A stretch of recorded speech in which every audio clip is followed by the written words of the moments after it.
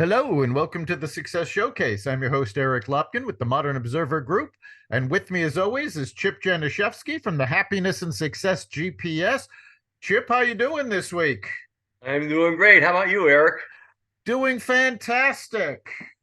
Our straight line perfect weather has just been continuing. I'm just kidding. We've Yeah. had four record rainfall in New York City, and it's sunny and 75 out there today, and we might have record temperatures getting close to it, 80 or plus tomorrow and Wednesday. But it's been quite a year, but October's getting off to a good start. It is. And of course, we're kicking off the fourth quarter of the year. We're starting to wrap up the year already. So today we are going to talk about your goals. It's at this point of the year, we should be looking at, first of all, looking back at January and saying, well, what goals did we set for this year and how close are we to accomplishing them? And we should be starting to look at the next year and what our goals are going to be for there. So we're going to talk about setting them and achieving them.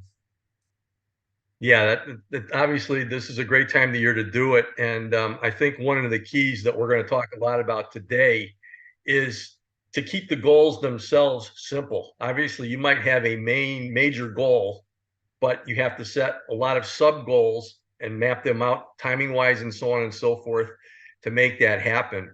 And so it's really important. And I was doing my research because I knew I had a book buried somewhere that I'd read a long time ago about this subject. But Darren Hardy, who is Success Magazine, he wrote a book in 2012 called The Compound Effect.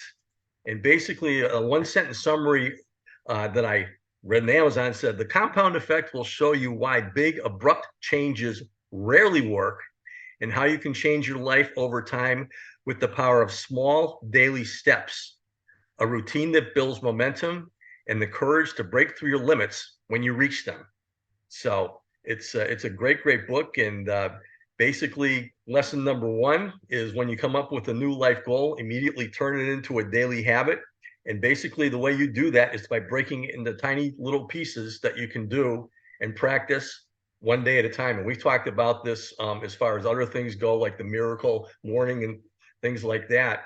And then once you have that daily habit going, if you can just create a routine that you can stick to so you don't lose your momentum, because once you get it going, that's great, but you got to keep that going and then use your momentum to push the limits as you hit them, because the more you have that momentum going, when you trip up a little bit, you're going to keep it going. So those are like the three major lessons to that, but I'll be going in through some of the how-tos as we're going through this, as I can work them in.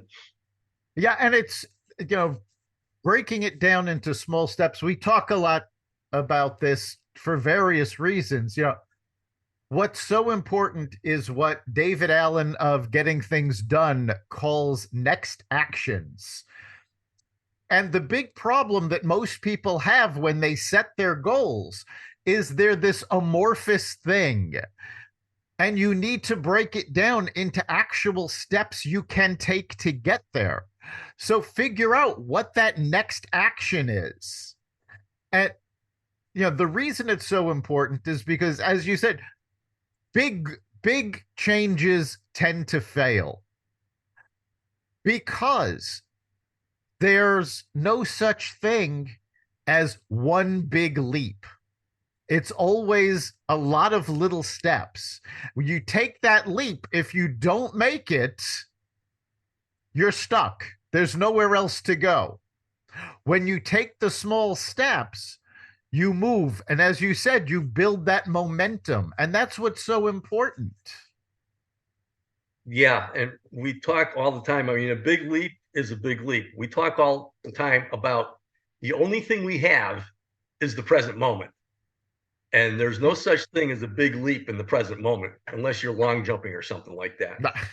It's so important to understand that that's where we are. And if you can simplify that, it's a lot easier said than done, but just understand that in your mind, it will make things easier. Another great book that we've talked about before is called The Slight Edge by Jeff Olson, and it talks about the same thing.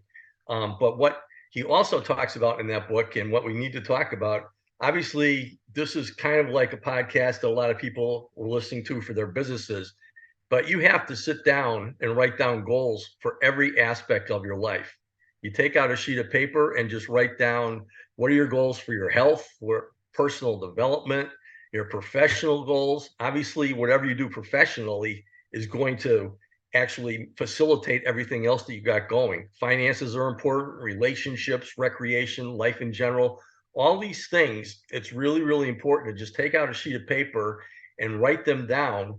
And what I recommend doing is doing it on a spreadsheet where you can just write them down and just kind of sort them by personal development, by professional, by finances, by life in general, and so on and so forth. And then the next thing you need to do is prioritize them and set them into daily actions by setting up the sub goals. So step number one, obviously, when it comes to goals, is to define them, but then you got to get yourself organized. And once you have that there and put in the work up front and you start developing those habits and keep to them, you're going to have a really, really good jump start on. And it's only October now, so you can really be cruising by next New Year. So the New Year's resolutions can be simple.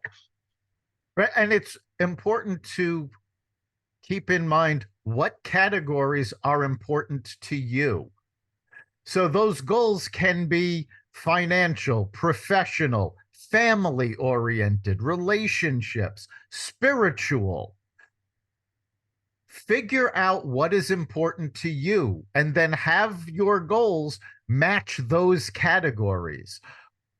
One, that makes it easier for you to improve your entire life holistically.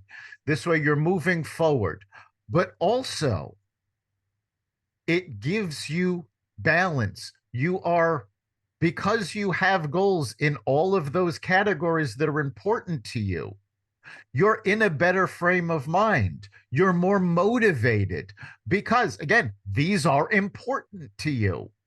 You're not just choosing random categories that somebody wrote in the book.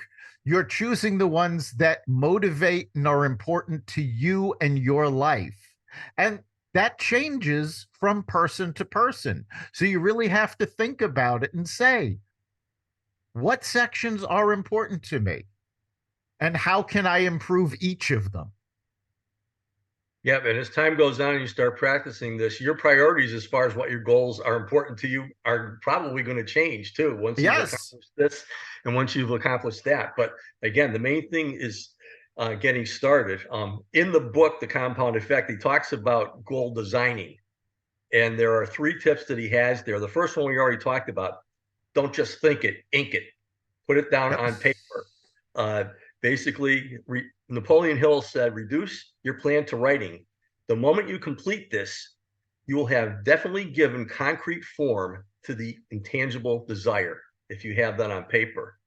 Then number 2, which is a really, really great tip, which I had totally forgotten about, is suspend reality. Pretend it is only a game. Play in fantasy for a while.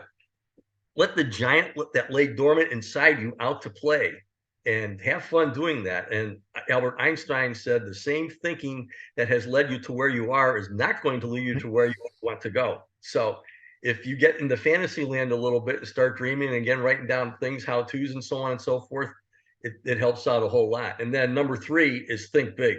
Just give yourself permission to dream big, risk big. There's nothing that you can't accomplish if you put your mind to it.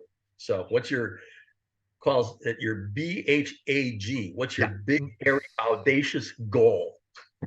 So, Absolutely.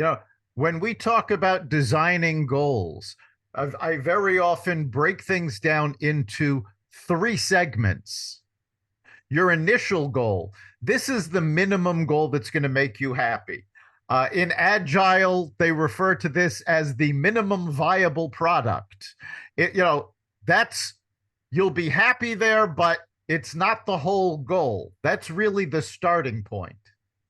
The second point in designing the goal should be a SMART goal. And we've talked about this before. SMART is an acronym, stands for specific, measurable, achievable, relevant, and time-bound. So that's the second goal. And it has to be specific. You can't just say, I'm going to lose weight. You have to say, I'm going to lose X number of pounds. Make it measurable. Otherwise, how do you know when you've achieved the goal? Achievable. It should be, this is where it says to be a realistic goal, something that can be done. Relevant goes back to the categories that we talked about, and time bound is you have to give it a deadline. When are you going to achieve this by? The third part of the goal is what Chip was just referring to as the big hairy audacious goal. I usually refer to it as a moonshot goal. This is where you don't know if you can get that far, but why not try? Because even if you get close, you've blown away the other two goal levels. So yeah, aim for that moonshot, that big hairy audacious goal, because you never know. And very often people have a tendency to underestimate what they are capable of. So by having that stretch goal, that moonshot, you push yourself further than you thought you could go, and you learn more about what you're actually capable of. Yeah, and the key is, just as you said, is to get started. I mean, obviously an initial goal and ticking off this and that is great, but the SMART goals are where it really starts to get going. And this is where you need to get organized. And basically what you need to do, if it's going to be measurable, it has to start by being written. And if it's achievable, yep, it means that you're going to have to do it in small steps, because it's not going to happen all at once. I mean, these things, we're stating really the same thing in many, many different ways, but that SMART is a really, really good way to put that together. So if you have a list of the smaller goals that you need to accomplish by when, the time bound is so important, because otherwise it's just a dream. So if you have that going for you and you start to tick those off on a sheet of paper that you're doing them, you're achieving them by the timing that you're looking at, you're going to notice two things. Number one, you're going to feel really, really accomplished. And number two, things are going to be happening because you feel that way. And it will move you on to bigger and better things towards, okay, time to go for that moonshot goal. Absolutely. And of course, when you start putting together your goals and writing them down and actually thinking about how to accomplish them, those goals are going to naturally create more goals. Some smaller as a part of a big goal, maybe some bigger. I always use the example of losing weight because so many people can identify with that. But if you have a goal to lose weight, let's say you want to lose 20 pounds. Well, how are you going to do that? Well, it starts with diet and exercise. So now you're going to be changing your diet. So you now have a new goal. I want to change my diet. Okay, so how are you going to do that? I'm going to remove snacking from my diet. I'm going to add more vegetables each day. These become small goals that will get you to the big one. I'm going to exercise more. Okay, how often are you going to exercise? My goal is to exercise 4 times a week. What are you going to do?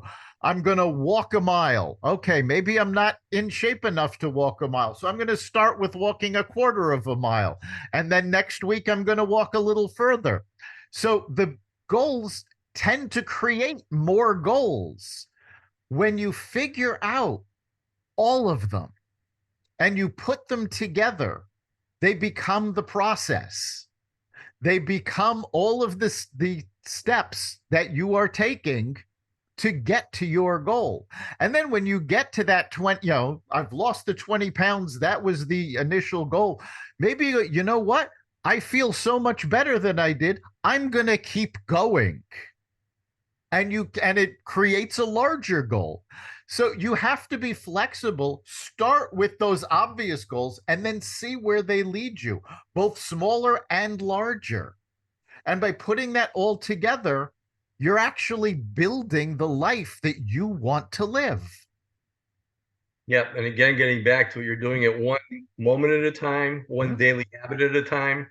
And if you turn that habit into a daily routine, and then that routine helps you to keep that momentum going, you basically can conquer anything you want. But I mean, as you mentioned, if you want to lose weight, you're not just going to, okay, I'm not eating for 10 days and you expect to lose weight. But if you get up and you change a few of your habits, like from snacking to maybe eating fruit or being healthy and so on and so forth. If you develop a daily habit of saying, I'm going to walk, but instead you wake up first thing in the morning and you take that walk first thing in the morning so it's done, that's going to help out a whole lot also. And once you got a couple of things going for yourself, uh, you have the momentum going. I mean, you and I have talked many times about starting every day with a positive morning routine. And a lot of these new habits that you are starting to get into, if you can incorporate them and get them done in the day, at the beginning of the day, it's basically the tip from the book, Eat That Frog. Whatever these things are, that's your biggest obstacle that you really can't accomplish, that you don't think you can. If you start doing that as a daily habit, those frogs are going to become something that you really, really like to eat rather than bad habits. And then you'll be able to tackle another frog. And as we have said, you will be building momentum because all of a sudden, when you track at the end of the year and you have everything written down and seen everything that has happened, even knowing that you're going to have your bad days too, you have that to go back on and say, hey, look, the trend is very, very, very positive. Life is always going to be a series of ups and downs, but if you look at what you're accomplishing, it will definitely keep you going. You got positive momentum that you can turn back to at any point in time. All you got to do is put your mind to it. Yes, that momentum is so important. And so is, it motivates you. And one of the things that tends to hold people back is over analyzing their goals. And I'm not talking about analysis paralysis, where you're so focused on figuring them out that you don't get started. I'm talking about after getting started, over measuring and getting disappointed in results. People tend to want instant gratification. So they expect to see results immediately, and that doesn't happen. So while it's important to be able to measure what you've achieved, it's also important not to overmeasure. And again, using weight loss as an example, you don't want to be weighing yourself every morning. If you have, if your financial goals, you don't want to be tracking the stock market every day. These things waver, they go up, they go down. You need to follow what the trend is. So if you're measuring, say, once a week, you'll see, oh, I lost 2 pounds this week. Now, maybe the next week you only lose a pound. Maybe the following week you gain a pound back. That's fine. Everybody thinks achieving the movement to achieve your goal is going to be a straight line. It rarely is. Very often it's 2 steps forward, 1 step back. You can't let that discourage you. The one thing to remember as you're moving forward and as you're working towards these goals is that progress is more important than perfection. Yeah, absolutely. When I did mention the areas of your life, one of the ones that I mentioned was personal development.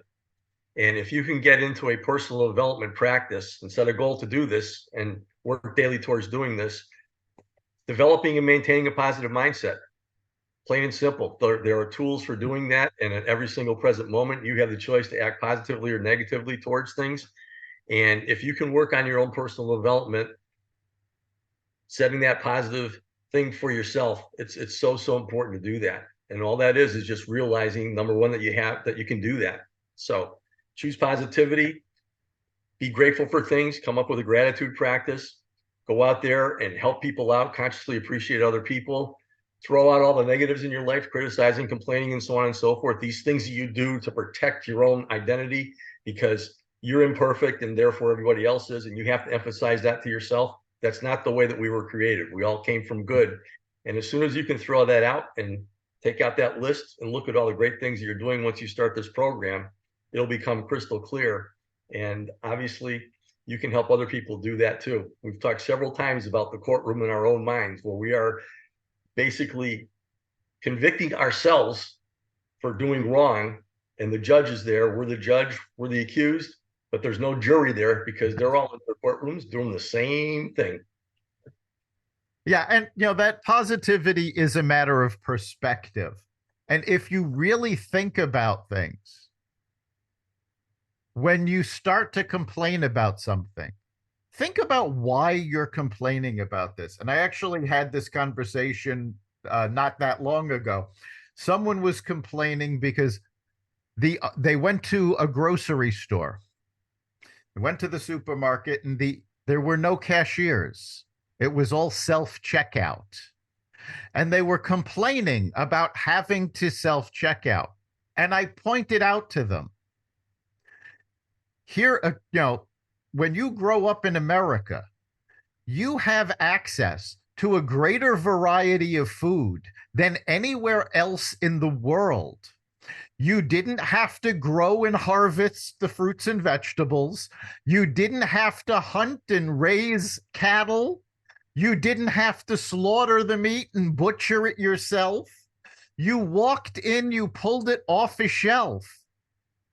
And not only do you have a great variety of choices that you can get, the fact that you're buying it means you have the capability of affording it, which so many people don't have.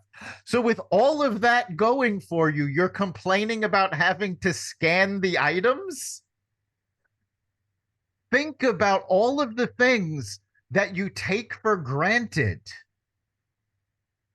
And putting it in a positive perspective, thinking about all of the things that are going in your favor. I often point out, people complain about lack, but even the poorest person in America is in the top 1% financially globally. So you have to look at these things as, yes, look at everything that I have, whether it was something you earned or something that was given to you. And now turn those into your goals to make your life better. And focus on better, not perfect. Again, progress is better than perfection. It's more important. When you keep moving forward, you can make your life better with your goals. You can make your family's life better, your friends' life better, your community better. And that's what these goals are for. It's to improve your well being and the well being of those around you. Yeah, absolutely. I mean, I talk about my formula for happiness and success: purpose, passion, positivity, and a plan. Those are the 4 P's. The 5th P is the most important one. And you mentioned it. That's perspective. And that's how you look at things. Do you look at things based upon all the outside influences that are around you and so on and so forth, and you're brain dead and you let that control your life? Like the line in the cash in the checkout line, or not being able to check out and doing it yourself and that kind of thing. The bottom line is if you go into your heart, into your source, and you dig deep and you realize perspective wise where you are, as you said, as opposed to everybody else, suddenly you can change. If you can black out your mind, take that deep breath, and really look into your true self and everybody's true self, where we all come from, which is, call it love or whatever you want to call it, but it's that feeling where we are here to appreciate each other, help each other, because we all are from the same source. That is something, once you put things in that perspective, again, you're going to have your slips and so on and so forth. But if you look at things that way before you respond to life's events, it's going to do you a world of good. And obviously, if you are setting your goals from that perspective and you're operating on a daily basis as far as forming habits, it's going to do you a whole world of good. So perspective is really, really important. That's how you look at things. And if you can work on that person in the mirror, number one, appreciate that person in the mirror, because the coolest person is there and the source totally appreciates you. And then just go from there and just be the best person that you can possibly be with all your talents, all your uniqueness, because there's only one you. That's a big key. And if you write that down as far as your accomplishments for your goals, you will see positive things happening. And I'm not talking about being arrogant and selfish. You will feel that from that heart, your heart, because that's where it's coming from. And yes, and we've talked a lot today about achieving those goals and how to make it easier to get there. But the fact of the matter is, there is a reason that another reason that a lot of people fail to achieve their goals. And this is the question of why.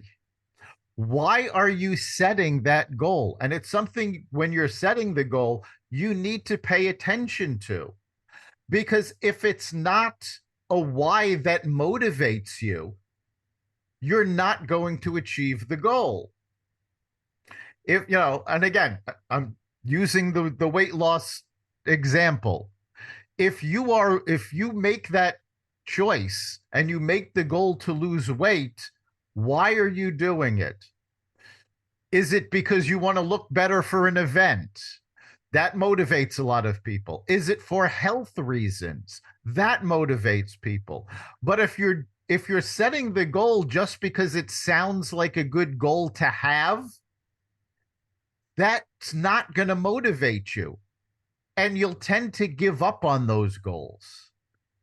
So when you sit down and you write your goals down, ask yourself, why am I setting this goal? Is it really important to me? If it's not important to you, you're probably going to give up on it before you achieve it.